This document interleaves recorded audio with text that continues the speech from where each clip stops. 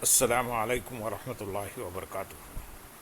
الحمد للہ رب العالمین والصلاة والسلام علی سید المرسلین، اما بعد فاعوذ باللہ من الشیطان الرجیم، بسم اللہ الرحمن الرحیم۔ برادران عزیز و معزز خواتین، آج کی اس نشست میں سورۃ لقمان کی آیت نمبر 19 کا ترجمہ و تفسیر پیش کرنے کی سعادت حاصل کی جائے گی۔ وَاقْصِدْ فِي مَشْيِكَ وَاغْضُضْ مِنْ صَوْتِكَ إِنَّ أَنْكَرَ الْأَصْوَاتِ لَصَوْتُ الْحَمِيرِ۔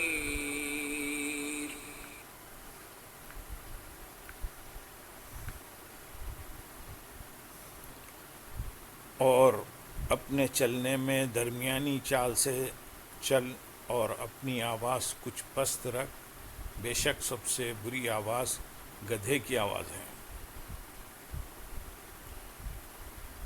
اور اپنے چلنے میں درمیانی چال سے چل۔ حضرت لقمان رضی اللہ تعالیٰ عنہ نے نصیحت کرتے ہوئے مزید فرمایا، اے میرے بیٹے، جب تم چلنے لگو تو نہ بہت تیز چلو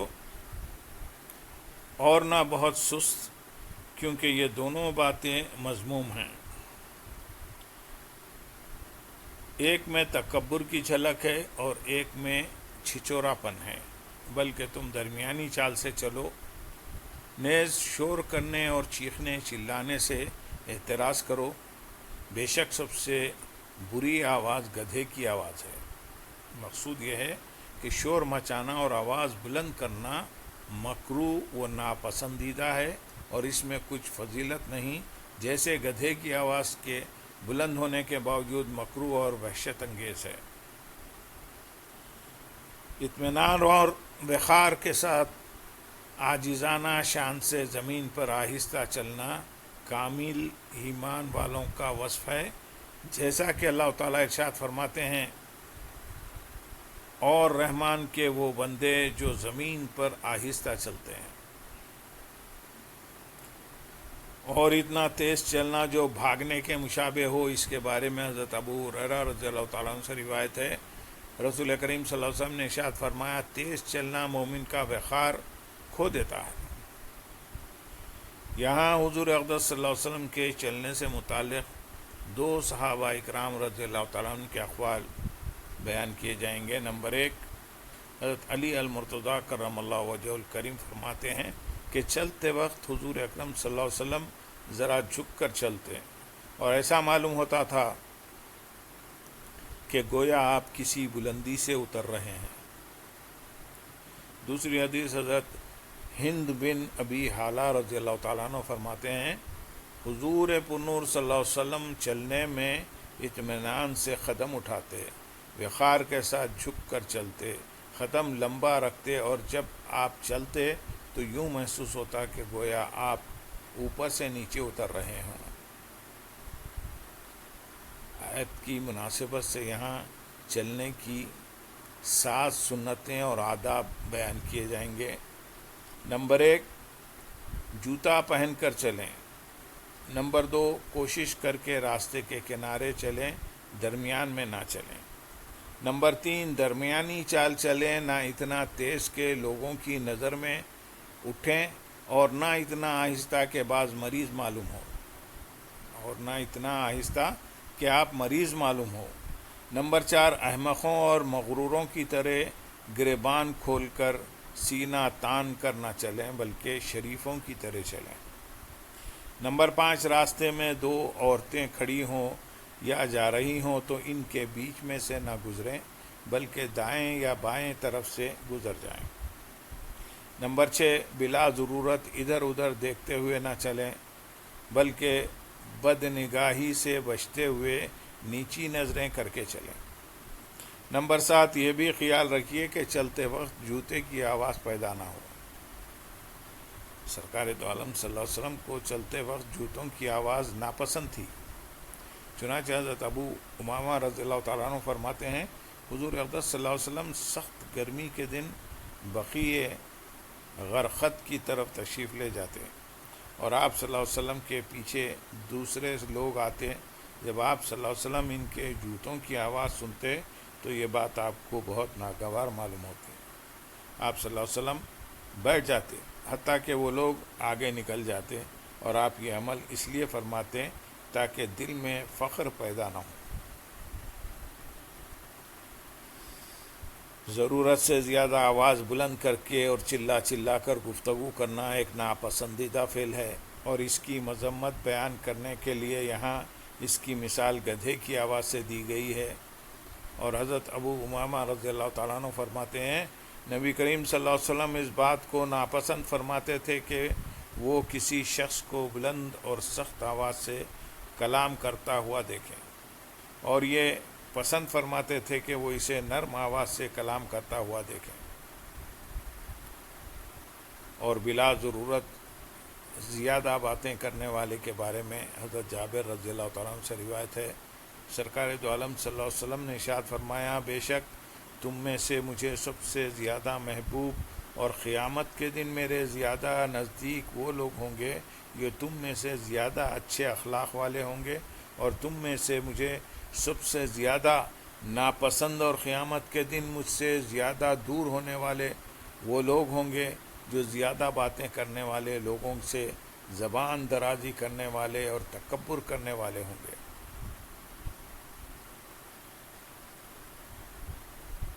اللہ تعالیٰ ہمیں ناپسندیدہ گفتگو سے بچنے اور اچھی گفتگو کرنے کی توفیق عطا فرمائے.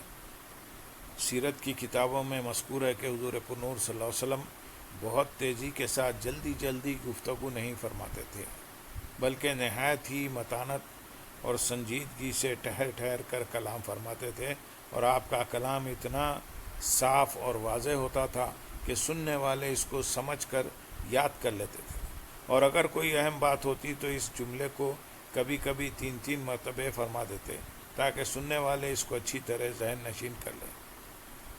آپ صلی اللہ علیہ وسلم بلا ضرورت گفتگو نہیں فرماتے تھے بلکہ اکثر خاموش ہی رہتے تھے. آپ صلی اللہ علیہ وسلم کو جامع کلمات کا معجزہ عطا کیا گیا تھا کہ مختصر سے جملے میں لمبی چوڑی بات کو بیان فرما دیا کرتے تھے. آیت کی مناسبت سے یہاں بات چیت کرنے کی 6 سنتیں اور آداب بھی بیان کیے جائیں گے تاکہ ہمارا چلنا پھرنا بھی اور گفتگو کرنا بھی سنت کے مطابق ہو. نمبر 1 مسکرا کر اور خندہ پیشانی سے بات چیت کرنا سنت ہے. نمبر 2 چلا چلا کر بات کرنا جیسے کہ آج کل ہمارے ہاں رائج ہے، یہ خلاف سنت ہے. نمبر 3 گفتگو کرتے وقت چھوٹوں کے ساتھ شفقت بھرا اور بڑوں کے سامنے ادب والا لہجہ رکھے. انشاءاللہ عز و جل دونوں کے نزدیک آپ معزز رہیں گے.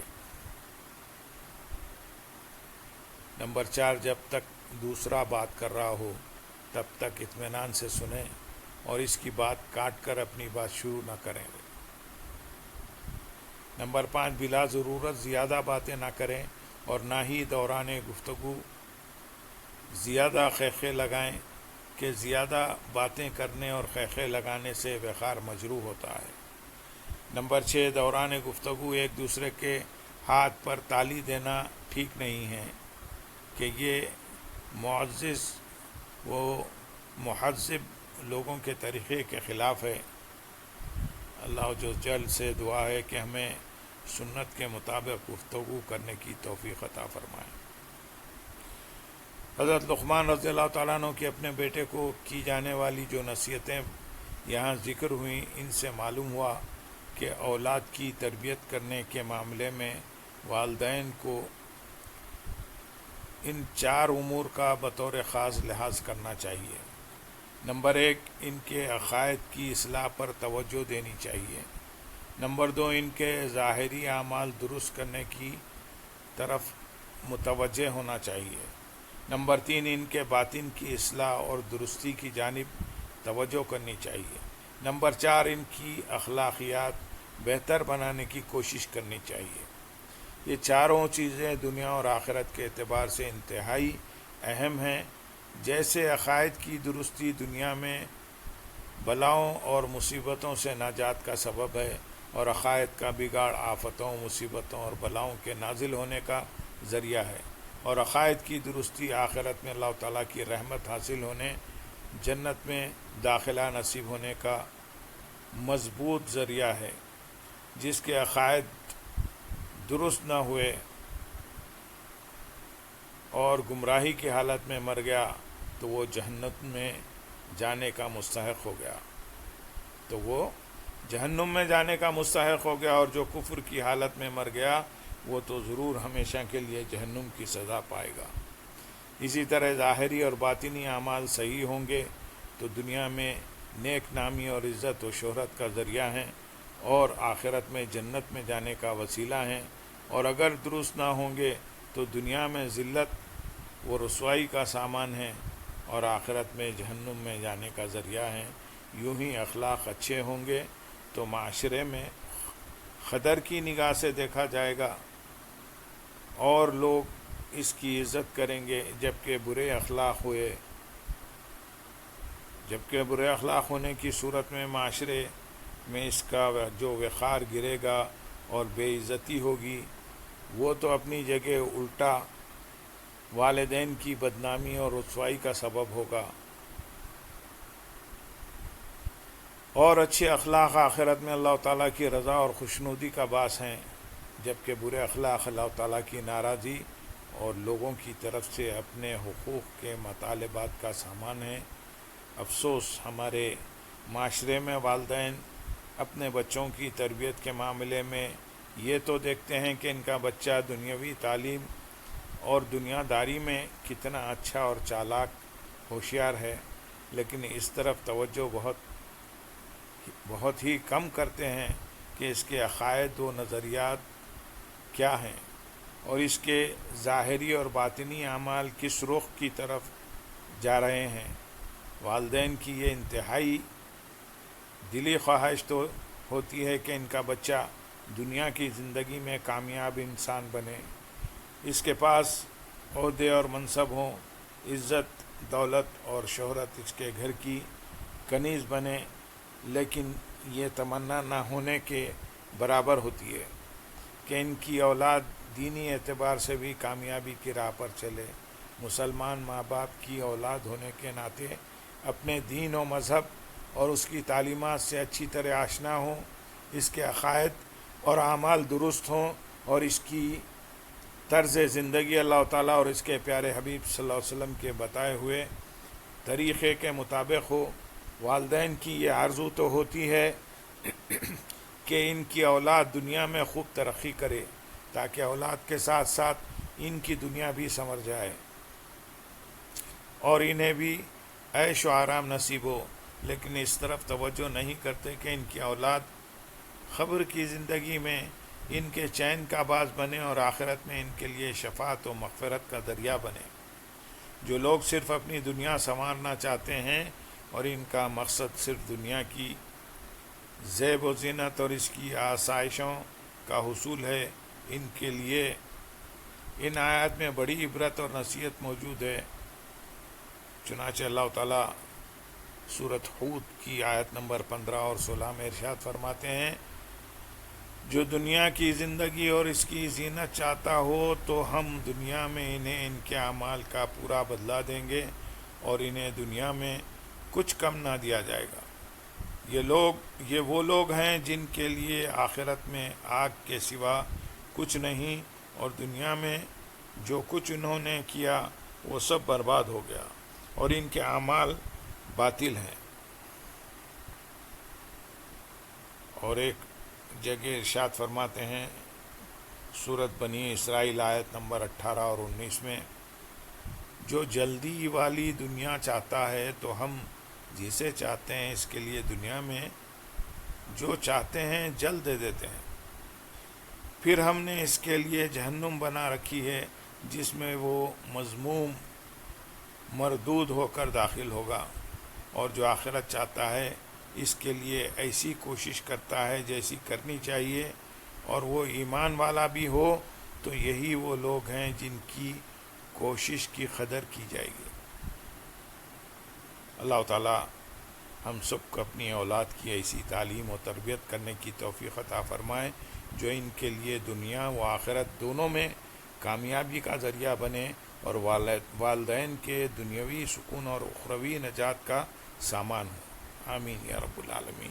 اللہم صلی علی سیدنا محمد وعلی آل سیدنا محمد مبارک وسلم. وآخر دعوانا ان الحمد للہ رب العالمین.